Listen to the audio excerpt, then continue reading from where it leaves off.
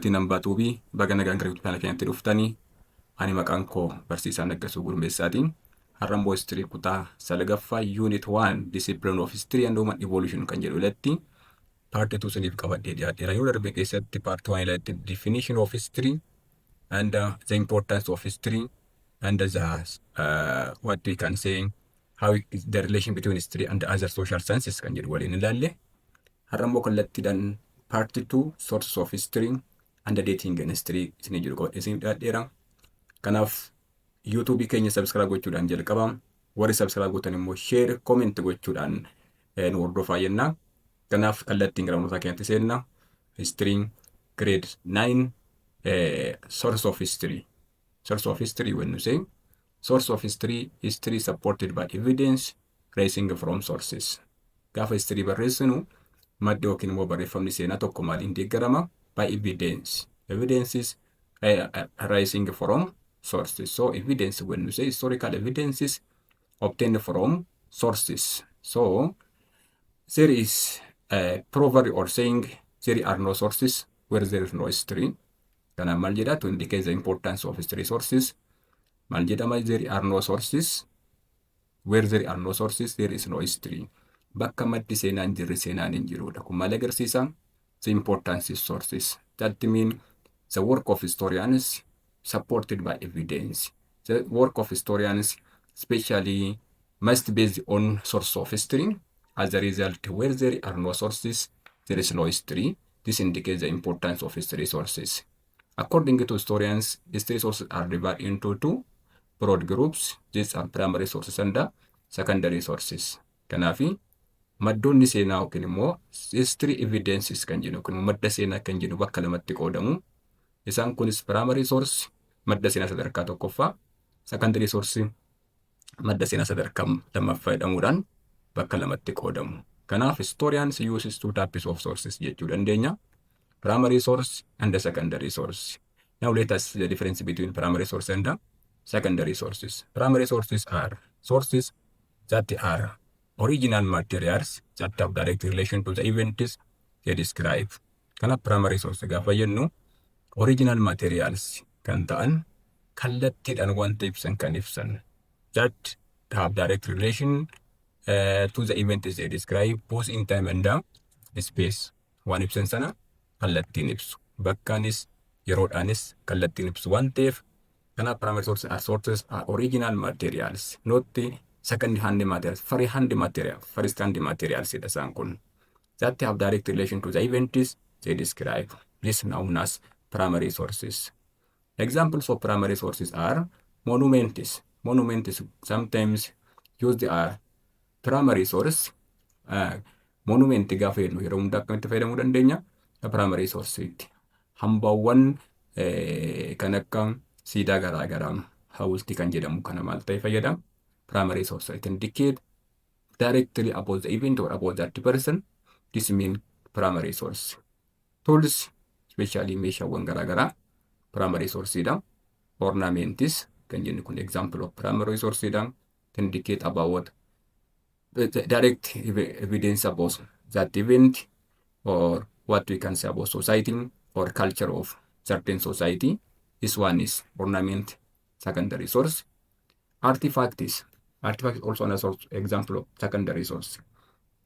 Artifacts kan jennu, artifacts mean what we can say evidences, especially materials which have historical value. Kanaafi artifacts jechuun maal jechuudha? Meeshaawwan yookiin hambaawwan historical value kan qaban yookiin immoo history ibsuu kan danda'an, seenaa ibsuu kan danda'an artifacts jennaan. Artifacts includes coins, santiboota garaagaraa. For example, coins is always primary source. In Ethiopian history, we can take as example the coins during King Izana of Aksum. For example, when you say about this coin as primary source, we can use as example of primary source coins. Gaafa jennu maal faayidaan isaa? Kallattiidhaan waa'ee Aksum yookiin immoo waa'ee bara Izaanaa kana ibsa. Fakkeenyaaf coiniin Izaanaa kun karaan tokko inni tokko mallattoo moon ofirraa qaba. Moon, the symbol of moon. Inni lammaffaan immoo mallattoo fannoo ofirraa qaba. Yookiin immoo cross ofirraa qaba. Moon indicate primary sources, especially about the introduction of before the introduction of Christianity, when a person called King Zana was pagan jedha kitaabota biraarra. That means the coins which has the symbol of cross also indicate after the introduction of Christianity. Again, on one side of that coin, you can get the symbol of the King Zana. So that coin is also primary source about the period of King Zana. Tokko mallattoo mootichaa ta'ee jira. Waa'ee mootii kallattiin ibsa waan ta'eef primary sourceedha. Lammaffaan muuni yookiin immoo ji'a ofirraa qabu kun otoo amantii kiristaanaa Itoophiyaan galiin kan ibsudha. Inni lammaffaan fannoo ofirraa qabu yookiin immoo cross kan ofirraa qabu edda amantiin kiristaanaa Itoophiyaa galee kan agarsiisuuf kun primary source about religion in Ethiopia. The second artifact mean fossils. Fossils when you say the remains of plants, animals, and human being is called fossils. Fossils gaafa jennu hambaawwan biqiltoota, hambaawwan dhala namaa fi hambaa bineensotaati. Lafa keessaa qotamee kan bu'u fossilsidha. This indicate about primary sources, especially for historians to study about prehistory. Prehistory mean before the beginning of writing system. Historians always use fossils as primary source, especially as source of what primary source mean. Fossils kanaaf kallattina. For example, Ethiopia is known as the homeland of human beings, the original land of human being, because of the fossils of Lucy which discovered in Ethiopia, especially in Hadar, as a place called Hadar in Afar region in 1974. As a result, the fossils of Lucy directly explain about the origin of human being in Ethiopia. Fossilsiiwwan garaagaraa hambaan namaas kan bineensaa kan biqiltoota iddoo tokkotti maal ta'uu danda'a? Fossilsiin madda seenaa nuuf ta'uu danda'a. Inscriptions gaafa jennu barreeffamoota dhagaa gubbaarratti barreeffaman bifa bocaatiin keessaa boci itti godhamee dhagaa irratti kan barreeffaman isaan kun maal jedhamu? Inscriptions jedhamu. Primary source. For example, about Damat, DMT written about Damat is also indicate primary source about Damat. Weapons, meeshaawwan waraanaa kun primary source. For example, the Battle of Adawa fought between Ethiopia and Italy in 1896. Then the weapons which used in the Battle of Adawa used as primary source about Adawa. This indicate also primary source. Utensils kan jennu kun primary source. Kanaaf keessaayyuu wantoonni akka utensils itti fayyadamnu kun primary source ta'a. Ruins of building, hambaawwan manneeni. For example, the palace of Kumsa Moroda, the palace of Abbaa Jifaar of Jimma, the Fasilees castle used as primary source. As example, if we take the Church of Lalibela in Ethiopia, it was primary source about the Orthodox Christianity in Ethiopia. When we take about the palace of Abbaa Jifaar of Jimma, primary source about the period of Abbaa Jifaar of Jimma. So ruins of building is hambaawwan manaa yookiin hambaawwan ijaarsaa yeroo hundaa maalidha? Primary sourceidha. Kanaaf artifacts kan jennu of keessaa kan akka coins, fossils, inscriptions, weapons, utensils and ruins of building of keessaa qaban. This mean primary sources.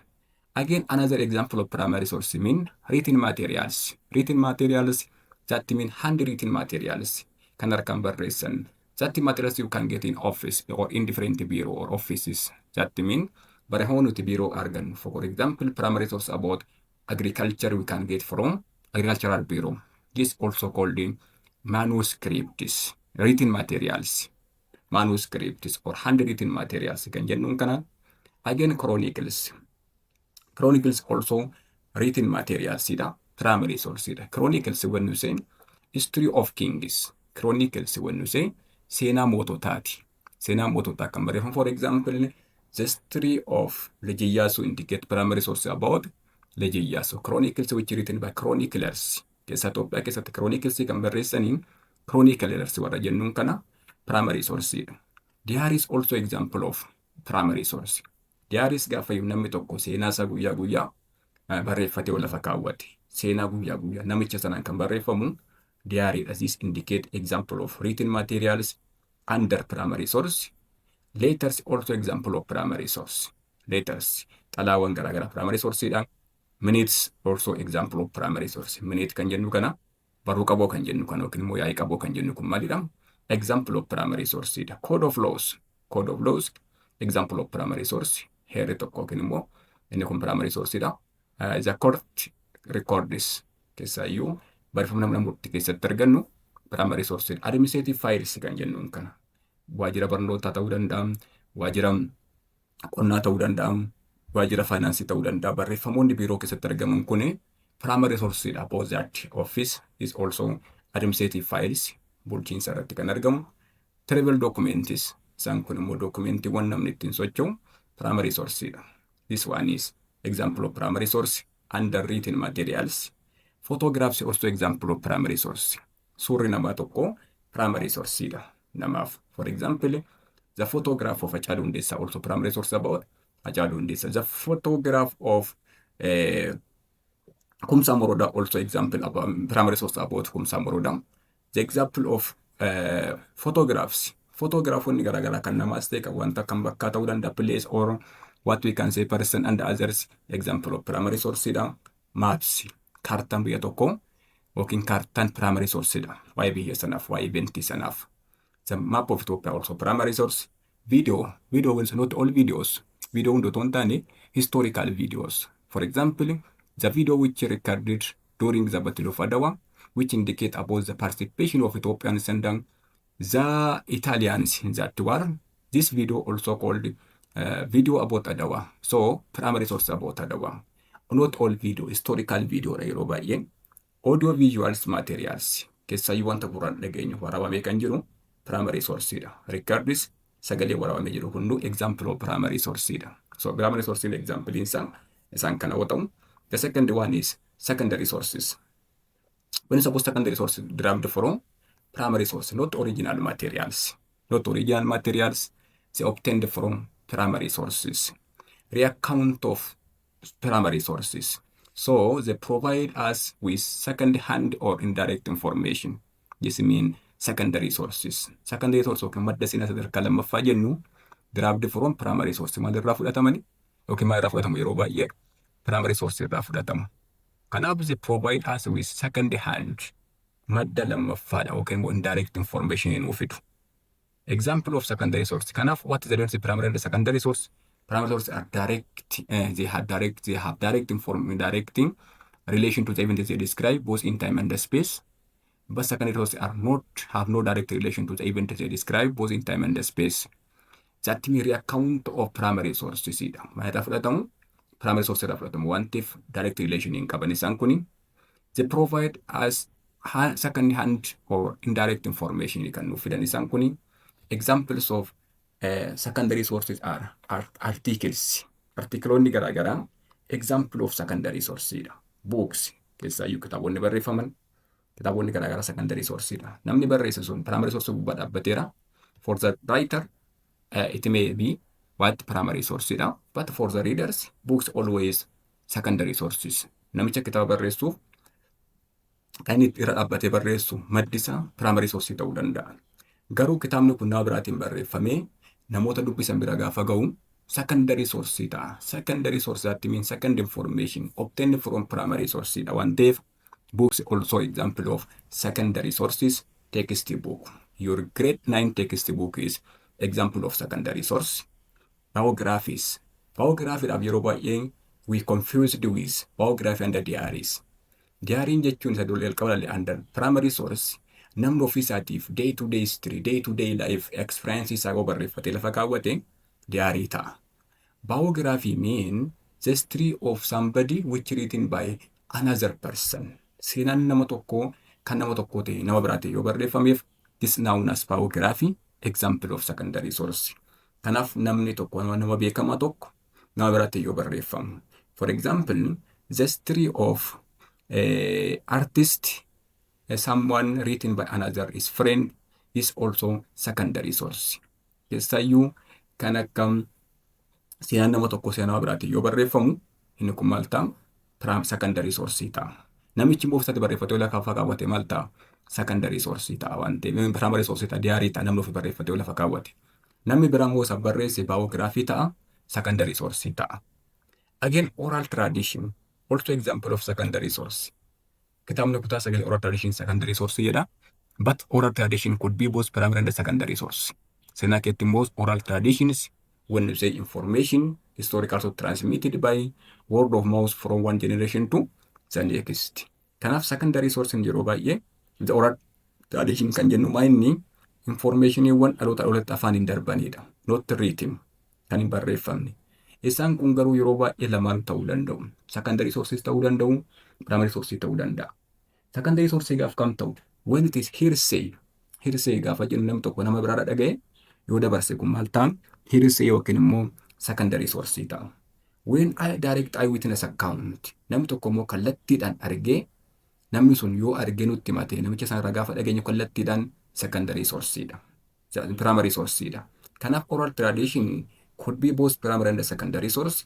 When it could be primary source, when it is direct eyewitness account. Namni tokko kallattiin argee dubbata yoo ta'e eyewitness account dha primary source dha. Nama biraa irraa immoo fuudhee nama biraatti dabarsa yoo ta'e kun immoo secondary source dha. Hearsay ta'a waan ta'eef. This mean oral tradition example of secondary source kitaaba keessan keessatti published stories or movies about historical events is also example of secondary source. Kanaaf waa'ee wanta ta'ee tokko ta'ii historical event ta'ee tokko yoo barreeffamee maxxanfamee baheedhaa fi bifa immoo viidiyootiin yookiin bifa muuviitiin nu dhiyaata yoo ta'e secondary source irratti ramada waan ta'eef isaan kun example of secondary sources in Ethiopian history oral traditions. Oral tradition historical sources that transmitted by words of mouth from one generation to the next. Oral traditions gaafa jennu seenaawwan dhaloota dhalootatti darban afaaniin kan darban barreeffama otoo hin taane afaaniin kan darban. For example, oduu durii ta'uu danda'a, mammaaksa ta'uu danda'a, sheekoo ta'uu danda'a. Isaan akkasiin kuni oral tradition jedhamu. This transmitted by word of mouth from generation to generation. This also what we can say definition of oral tradition. In Ethiopian history, oral tradition could be both primary and secondary source. Finally, whatever source should be subject to critical evaluation before being used as evidence. Keessaayyuu seenaa tokko yookiin immoo source kamiyyuu erga otoo itti fayyadamin dura maal gochuu qabna? Evaluate gochuu qabna. Kanaaf maal jedhamu? Sourcing kamiyyuu guutuu kan ta'e hin jiru. So no source is holy. Sourcing qulqulluu ta'e yookiin immoo guutuu ta'e kan hin jiru waan ta'eef whatever source is should be subject to critical evaluation before being used as evidence. Otoo akka evidence itti fayyadamin duratti maal gochuu qabna? Critical evaluation goona. For example, primary source have to be verified for originality and authenticity to avoid forgery. So primary source maal isaa ilaalla? Originality fi authenticity isaa ilaalla. Evaluation goonu. Secondary source immoo have to be examined for reliability isaaniiti of reconstruction. Itti fayyadamuu keenya maal gochuu qabna? Ilaaluu qabna. Fudhatama qabuu isaanii, haqa qabeessummaa isaanii evaluate goona waan ta'eef. So whatever sources should be subject to critical evaluation before you being used as evidence. Sources have to be verified for originality and authenticity to avoid forgery. Maal gochuu forgery akka hin taaneef, forgery akka hin taaneef kana lamaadha. Originality isaa ilaalla, authenticity isaa ilaalla waan ta'eef isaan kuni primary sources. Secondary sources have to be examined for reliability, especially for reconstruction. Kanaaf isaan kuni amalootaan evaluate gochuu qabnu isaan gurguddoo kana lamaanii. Oral tradition should be cross-checked with written documents to determine this truth. Isa oral tradition mataan isaa check gochuu qabna. Maal isaa? Cross-checked with written documents. Oral tradition hawaasa keessaa dhageenyu yookiin immoo afaaniin kan darbu. Oral tradition jalqaba maal jenneerra? Odeeffannoowwan afaaniin darban, dhaloota dhaloota afaaniin kan darban oral tradition jedhamu isaan kun. Afoola isa jennu kana jechuudha karaa biraatiin. Afoola immoo maal faana waliin madaallee ilaallan? With written materials, documents faana wal qabnee ilaalla. Maal gochuudhaaf? To determine it is truth. Why? Because it may be lost its authenticity due to distortion through time. Fagachaa gaafa deemu originalummaa isaa gadhiisaa deema yeroo baay'ee. Kan amma himame gaafa dabalamaa deemutti dabalamaa deema, irraa hir'achaa deema. Kanaaf cross check kan goonu oral tradition maal faana waliin madaalleeti? Written documents faana wal madaalleeti. This mean what we can say cross evaluating sources kan jennu isa kana waan ta'eef primary source evaluate kan goonu originality dhaa fi authenticity isaati. Secondary sources ammoo maal ilaalla? Reliability isaa ilaalla. Oral tradition isaa maal ilaalla? Reality yookiin immoo true ta'uu isaa ilaalla. Maal faana wal bira qabne? cross-checked with written documents dha. Kanaaf isaan kun evaluation of source jedhama waan ta'eef waa'ee sourcii walumaa galatti isa kana fakkaata. Inni lammaffaan immoo dating in history dha. Dating in history. Dating is what we can say. Dating in history mean figures or numerical statements that express time of historical event or process. The second issue is dating. So what dating in history mean? What is dating? Dating in mind. Dating is a figure or numerical statement that express time of historical event or process.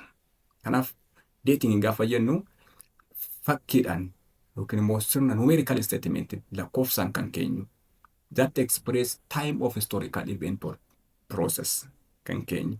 Kanaaf duration of in time could be short or long. Yeroon maal ta'uu danda'a? Dheeraa ta'uu danda'a. Dating jechuun yeroon ibsu jechuudha. Yeroo kana yookiin immoo historical statement, historical event yookiin processing lakkoofsaa fi fakkiidhaan kaa'uudha. Dating jedhama kun history keessatti. Yeroon kun immoo dheeraa yookiin gabaabaa ta'uu danda'a. Sababii kanaatiif historians describe the period of events by using certain subdivision or unit of time. Kana maaltti fayyadamna? Bakka garagaraatti certain subdivision qoqqooduudhaan or unit of time fayyadamuudhaan. Unit of time jiru waan ta'eef especially dating isa kana. The figurative is expression.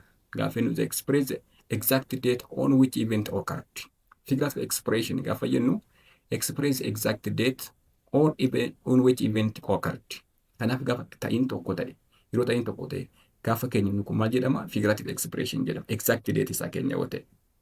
For example, the Battle of Adawaa. Figuriidhaan gaafa keenya figurative expression maal jechuudha? On 1 March 1896 jenna. Adawaa gaafa jennu that mean you can use theoretically Adawaa express gochuu dandeenya afaaniin. Numerical expressionidhaan, datingidhaan, figurative expression gaafa goonu immoo ta'ii Adawaa sana lakkoofsaan kaa'u jechuudha. Express the exact date. Guyyaa Adawaa ta'e guyyaa isaa sirrii gaafa keenyu maal jennaa? On 1 March 1896 inni lafa keenya. This mean figurative expression under dating. So dating mean in short figures or numerical statements that express time of historical event or process.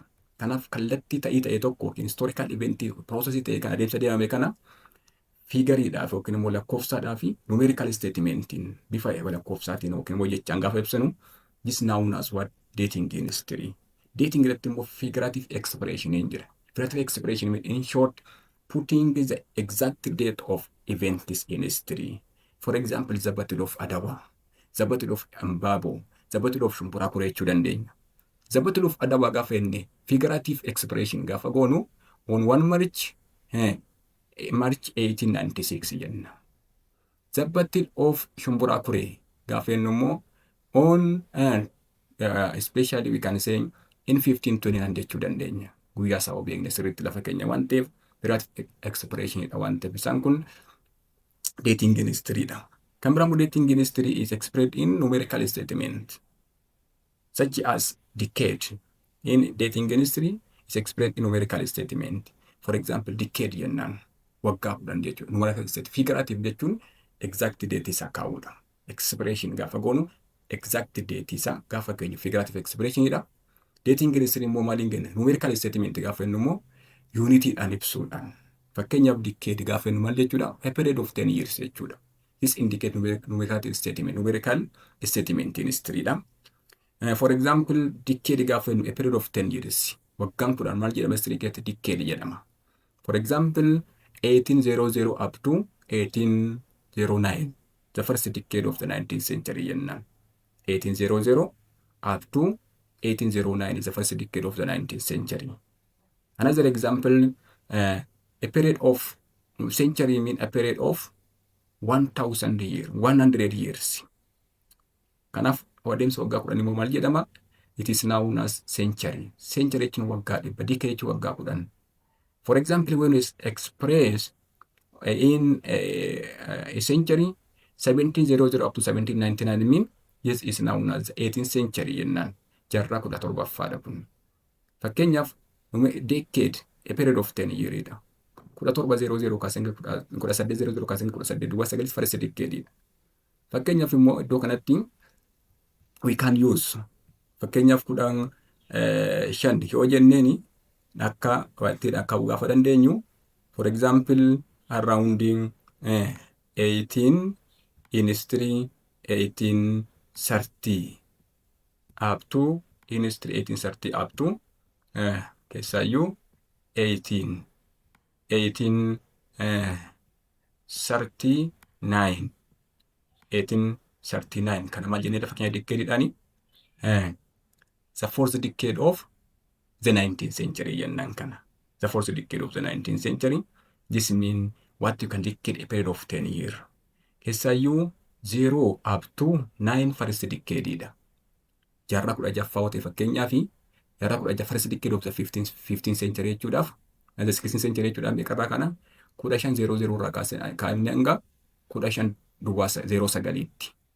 The second decade of the 16th century jechuun isarraa kana 1511 up to 1519. Inni kun maal ta'a? Second decade of the 16th century. The same as true in history. Century mean a period of 100 years. Keessayyuu 1700 up to 1799 is the 18th century. For example, 1400 up to 1499 is the 15th century jennaan kana. Jaarraa 15ffaa jechuun seenaa keetti bara 1400 irraa kaasnee hanga 1500tti. 1599tti. 15th century dha.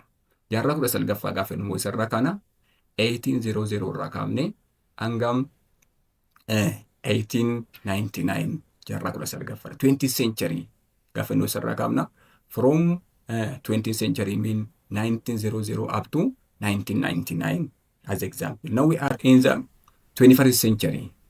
Malkata jedhama amma 2025 gubbaa jira Gregorian calendar keessatti. 21st century yookiin immoo jaarraa 21ffaa kan jennu 2000 irraa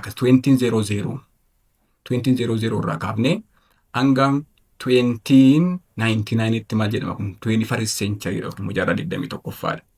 Inni kan biraa immoo unitiin isa sadaffaan what we can say millennium jennaan kana. Millennium mean in history a period of 1000 years.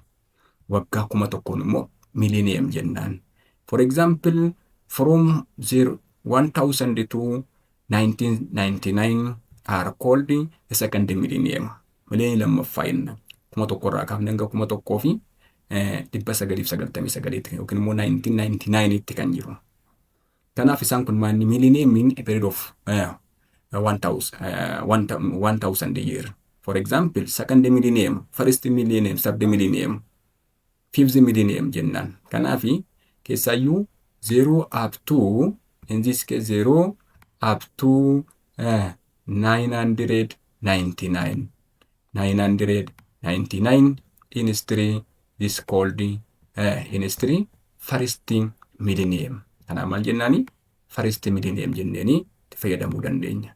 1000 kaasnee immoo hanga 1999 second millennium. 2000 kaafnee hanga 2099 third millennium. Third millennium expression, numerical statement in 1000 years. This one is about dating in history. What is primary purpose of dating in history? What's the primary purpose? Primary dating to organize if past events according to their sequence of order. Wanta ta'ee kana tartiibaan kaa'uudhaaf nu fayyada. History keessatti tartiibaan ordering is very important. Time framework is very important in history. We can't study history from the beginning up to the end at the same time. So historians, to simplify their work, they can divide history of mankind into different periods, sub-periods. This is known as dating or periodization in history. So what is the primary purpose of dating in history? To organize past events according to their sequence of order. This one is dating in history. Good. The other one, when we come to chronology. What does chronology mean? Chronology, when we're putting up events according to their sequence of order. Ta'ee tokko kallattiidhaan gaafa keenyu, tartiibaan gaafa keenyu. Sequence of order maal jedhama? Chronology dha jedhama. For example, the Battle of Adawa, the Battle of Shumburapure, the Battle of Imbabo, the Battle of Guram, the Battle of Sagalee jechuu dandeenya. Isaan kana tartiibaan kaa'uu qabna. Bara ta'e tartiibaan kaa'uu qabna. This indicate chronology jedhaman kun. Eventiiwwan ta'an tokko kallattiin tartiibessanii gaafa keenyu chronology dha. Kanaaf chronology in short, putting events according to their sequence of order dha. Kanaaf isaan kanaaf immoo kan jalatti kaalendariitu jira. Yeroo ammaa kana addunyaa kana gubbaa kaalendarii gosa lamatu jira. The widely known calendars in the world, the first one, Gregorian calendar and Islamic calendar. There are so many calendars in the world in each countries, but the two known common calendars are Gregorian calendar and Islamic calendar. So the difference between Gregorian calendar and Islamic calendar, when we say there are two types of calendars in this world. Dunya kana gubba calendariin bebbeekamaan lama jira. Itoophiyaa keessa calendariin jira. Even Itoophiyaan there is Oromo calendar, Sidama calendar, the Walaita calendar, the Agaw calendar, the Benishangul Gumus calendar, Afar, Somali, isaan kun hundinuu kalendarii mataa isaanii qabu. Garuu addunyaa kana gubbaatti immoo kalendariin dhaabbatan yookiin immoo beekamaan lama. The widely known or used calendars in the world are Gregorian calendar, Islamic calendar. Now let us suppose the Gregorian calendar. The name Gregorian calendar derived from the name of a person called the Roman Catholic Church Pope, a person HAMBAA Gregorian. Now, for one theft, this is indicate Pope Gregorian. This also Gregorian calendar kan jennu jirraayu. Gregorian calendar is based on the birth of Jesus Christ. Ka'umsi keenya Gregorian calendar keessatti ka'umsi keenya sadha dhaloota Kiristoosidha. Kanaaf time is counted forward and backward from the time of the birth of Jesus Christ. In Gregorian calendar, time is counted forward and then backward. From what? From the time of the birth of Jesus Christ. So we can say Gregorian calendar is based on the birth of Jesus Christ. Kanaaf ka'umsa yookiin bu'uuri Gregorian calendarii dhaloota gooftaa Yesuus Kiristoosidha jechuudha. Kanaaf achi gubbaa dhaabbannee duubaa fi fuulduratti lakkoofna. Counting period or time forward and backward from the birth of Jesus Christ. This is known as Gregorian calendar. The Christ, that means the time before the birth of Jesus Christ, referred to as BC. Keessaawuu yeroon dhaloota Kiristoosiin dura kan jiru BC jennaan. BC mean before Christ jechuudha. Before Christ. Kanaaf gara duubaatti lakkoofna. Yesuus Kiristoos first century AD dhalate yoo jenne achi gubbaa dhaabannee gara duubaatti kan lakkoofnu BC jennaan before Christ. In short, dhaloota Kiristoosiin dura kan jennu kanaadha. Kanaan booda the time after birth of Jesus Christ is expressed as AD. AD mean Anno Domini, Latin term, meaning is the year of the Lord. Kanaaf time forward and backward. Gregorian calendar keetiin ka'umsi keenya yookiin bu'uurri keenya maal jechuudha? The birth of Jesus Christidha. As gubbaa dhaabbanna. Asirraa kaanee duubaa fi fuulduratti lakkoofna. Gara duubaatti gaafa lakkoofnu maal jennaani? BC jennaan. BC mean before Christ. Kiristoos dhaloota Kiristoosiin dura jechuudha inni kun. Time after birth of Jesus Christ is called expressed in AD. AD mean Anno Domini. Anno the Latin word. Jecha afaan Latin. That mean the year of the Lord. Bara gooftaa yookiin immoo jabana gooftaa jechuudha. Kun maal agarsiisa? After the birth of Jesus Christ. So calendariin Gregorian jalqabni keenya bu'uurri keenya birth of Jesus Christidha. The second widely used calendar in the world. Keessaayyuu Islamic calendar. But when you come to Ethiopia uses its calendar and the periodization. Itoophiyaan keessaayyuu kalendarii mataa isheetii qabdi. Kalendariin kun immoo maalirratti hundaa kan Itoophiyaas on the birth of Jesus Christ irratti. Similar with that of Gregorian calendar. Ethiopia uses its calendar and the periodization in history. The Ethiopian calendar is 7 to 8 years behind the Gregorian calendar. Garuu Gregorian calendarii fi Ethiopian calendarii kan wal fakkeessu maalinni lamaan isaanii bu'uurri isaanii dhaloota Kiristoos irratti hundaa'a. Ethiopian calendar keessatti BC fi AD hin jiru. Ka'umsi keenya garuu dhaloota Kiristoos lamaaniif Gregorian and what we can say Ethiopian calendarii keessatti. The difference in immoo garaagarummaan isaanii maa inni Ethiopian calendar is 7 to 8 years behind of what? Years behind of the Gregorian calendar. Waggaa 8 duubatti hafanni kun sababa gurguddoo baay'eetu jira.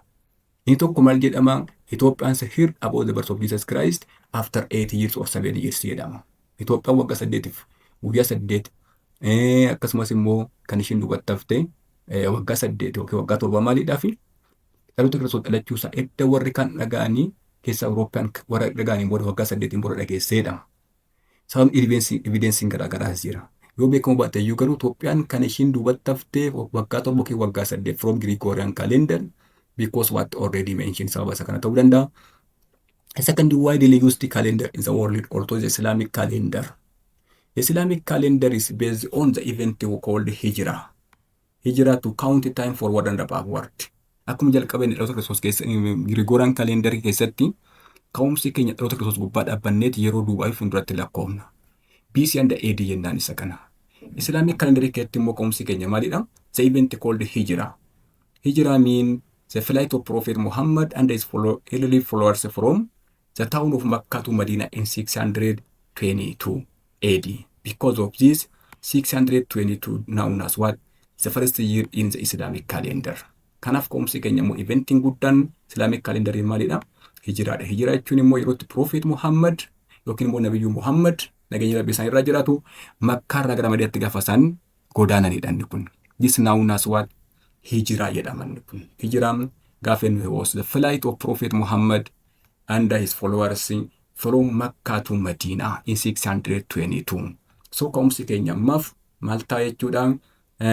Hijiraadha. Hijira mean immigration jechuudha. Afaan Ingiliffaatiin afaan Arabaatti hijiraa kan jennuun kun gaafa Prophet Muhammadii fi duuka buutuun isaanii Makkaarraa gara Madiinaatti isaan godaanan because of opposition from the Quraysh tribe. This also called the beginning of Islamic calendar 622. 622 is known as the first year in Islamic calendar. Kanaaf ammas immoo hijiraa gubbaa dhaabbanne bara 622 gubbaa dhaabbanne duubaa fuulduratti lakkoofna. BH stands for years before Hijra. Years before Hijra. Before Hijra jechuudha inni kuni. AH mean refers to the years after Hijra. Garuu ka'umsi keenya eessaadha? Kana immoo 622. 622 dhaabanne Islamic calendar duubaa fuulduratti lakkoofna. BH and AH jennaan. BH stands for years before Hijra. AH stands for years after Hijra. This one is the most important one. The other one, timeline, is also important in history. Getting this timeline. The timeline is a graphic representation of events in chronological order or period of history. Kanaaf timeline immoo maal jechuudha? Graafii agarsiisuudha. Kanaaf numerical and figurative expression itti dabalate. Figurative expression jechuun exact date lafa kaa'uudha. Adawaa on 1 March 1896 gaafne lafa keenya kuni figurative expression idha. Numerical expression immoo waggaa 10 waggaa 100 waggaa 1000 lakkaa'uu jechuudha. Nukumaan jedhama numerical expression. Numerical expression gaafennu waggaa 10 waggaa 100 waggaa 1000 jennee kan lakkoofnudha. Inni kan biraa immoo timeline idha. Timeline immoo maal jechuudha? Graphic expression idha. Graphic representation of events in chronological order. Graphiidhaan gaafa keenya. Adawaan we can say the coming of Italian occupation of Ethiopia, the rise to power of Imperial Selassie, the rise to power of Zawditu, the days of Zawditu and so on. Jennee gaafa lakkoofnu kun maal jedhama? Time kana graphiidhaan gaafa keenyudha. So historical timeline enables quick visualization and forms a clear idea of the passage of time about the event. Faayidaan isaa historical timeline maal gochuudhaaf akka sirriitti hubannu visualization and forms a clear idea kallattiidhaan ibsuudhaaf of the passage of time about event. Isa barreeffamu kana graafiin kaa'uuf nu agarsiisa. Walumaa galatti dating in history jalatti immoo kan jiru periodization in history jira. What is periodization in? Means the division of inter-human past into chronologically arranged shorter period. Kan biraa immoo maal fayyadamna? Periodization fayyadamna. Periodization gaafa jennu means division of inter-human past into chronologically arranged shorter period jechuudha. Kanaaf wanta ta'e tokko qoqqoodu division of inter-human past into chronologically arranged shorter period called periodization history. Wanta ta'e seenaa dhala namaa al tokkotti qo'anneefitu waan hin dandeenyeef yerootti qoqqoodna. Inni kun maal jedhama? Periodization jedhama history keessatti. Because of the length of time, historians organize the human past into separate period after identifying significant development and giving label to each period. Kanaaf yeroo waan dheeratuuf yeroo irraan kan ka'e warri seenaa historians organize human past into separate period after identifying significant developments and giving a label to each period. Kanaaf guddina kana yookiin immoo eventii ta'e kana qoqqoonnee maqaatti moggaafna. Giving a label to each period. Gaafatti maqaatti moggaafnu kun maal periodization jedhama. Maaliif yeroo waan dheeratuuf. History is conventionally divided into ancient, medieval and modern history. Kana maaliif periodization gaafa jennu world history bakka sadiitti qoonna, African history bakka sadiitti qoonna, Ethiopian history bakka sadiitti qoonna yeroo waan dheeratuuf. Kanaaf inni kun maal jedhama? Periodization jechuun in short division of interhuman past events chronologically arranged shorter period gaafa qoonni yeroo gabaabaatti gaafa qoonni inni kun maal jedhama? Periodization history jedhama. For example, when we come to periodization history gaafa jennu karaa kanaan kaa'uu dandeenya. For example, isa kana maal jennaani? Prehistory and history inni bakka lamatti qoonna. Prehistory mean 3 million years to 3000 BC jennee lafa kaa'uu dandeenya. History immoo waggaa 3000 to the nowadays hamma har'aatti kan jiru immoo prehistory kun maal jennaan kan how we can express events that mean how we can divide periodization history karaa historical timeline gaafa fayyadamu. Historical timeline jechuun fiigariidhaan kaa'u yookiin immoo giraafiidhaan kaa'u jechuudha isa kana. Fakkeenyaaf prehistory fi history kun dheeraadha waan ta'eef bakka lamatti qoonna gaafsana. Prehistory kana immoo deemnee bakka garaagaraatti qo'uu dandeenya. Pilotic stone age fudhanii bakka sadiitti qoonna. Pilotic and Nilotic jennee bakka lamatti qo'uu dandeenya. 3 million years up to 1000 jennee gaafana. First human maal achi keessatti immoo ta'e Pilotic period keessatti. The first human species 2.5 million years BC use of fire and 1 million years before BC. Kana fayyadamuu dandeenya waan ta'eef. Kanaaf Nilotic period immoo maal jennaani bara dhagaa Saharaa kan jennuun kana maaltu bittaa keessatti agriculture started. Giraafiidhaan kaa'u timelineedhaan kun yeroo isaa kaa'u agriculture begins around 1000 BC jennaan. Kan biraa immoo keetti kan ta'e invention of writing a system. Sirni barreeffamaa kan jalqabame waggaa 3000 BC keessatti. Kanas immoo timeline jechuun giraafiidhaan akkaataa kanaan gaafa keenyu is known as timeline, historical timeline jennaan. Kanaaf immoo kan biraa history keessatti immoo historiin bakka lamatti qoodama. Medieval age, modern age jennee bakka lamatti, contemporary age jennee qooduu dandeenya, ancient age jennee qooduu dandeenya. Isaan kan immoo maal ta'e achi keessatti? Ancient age keessatti maal ta'e? Invention of writing systemidha. Medieval age keessatti fall of Western Roman Empire jechuu dandeenya. Kanaaf modern age isa kana gidduu maal gubbaan? Columbus discovered America jechuu dandeenya. This mean timeline jechuun bifa giraafiitiin kaa'u jechuudha seenaa keessatti. Kanaaf what we can say figurative mean exact date isaa kaa'uudha. Fakkeenyaaf bara kana eventiin ta'e the foundation of Addis Ababa wanni bara isaa exactly kaa'uudhaaf. This known as what? Timeline history. Har'aaf kan isin qabadhee dhiyaadhee kana fakkaata. Yeroo ta'an immoo part 3 isin qabadhee dhiyaadhaan. Next topic history grade 9 unit 1 discipline of history and human evolution kan jedhutti part 3 the evolution of human beings kan jedhu isin qabadhee dhiyaadhaan. Kanaaf partii 2 kana fakkaata. Kanaaf gama keessanii warri maatii hambaa tuubii hin taane viidiyoo kana subscribe gochuudhaan maatii ta'a. Warri immoo maatii hambaa tuubii taatan viidiyoo kana share comment like gochuudhaan yoo ta'e keessan bira akka ga'uudhaaf ga'ee keessan taphadhaa jenna. Galatooma yeroo barnootaa gaarii.